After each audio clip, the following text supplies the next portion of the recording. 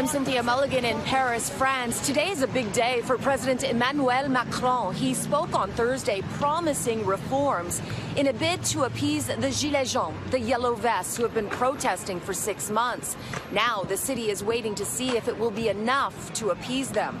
I'm at the Place de la République, which has been the scene of many protests. As you can see, it's all quiet here, at least for now. Saturday morning saw an uneasy calm with police on the streets ready for what might come. One admitted to me they didn't know where the protests were or if they were even taking place.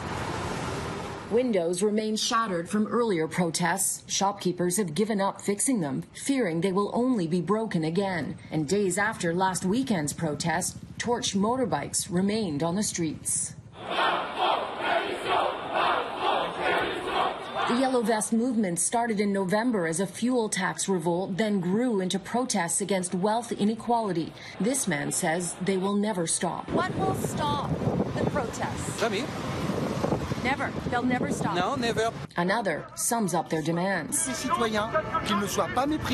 We want a president that's humble, he says, that is actively listening to citizens, who is not contemptuous, who is just and would put together a social policy that is inclusive of everyone.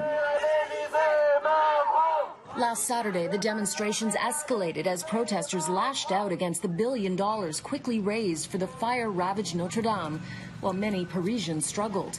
A smaller protest continued across the street from the cathedral this week. Paris is becoming a city for tourism, high level, and people not in the middle class. No. Never.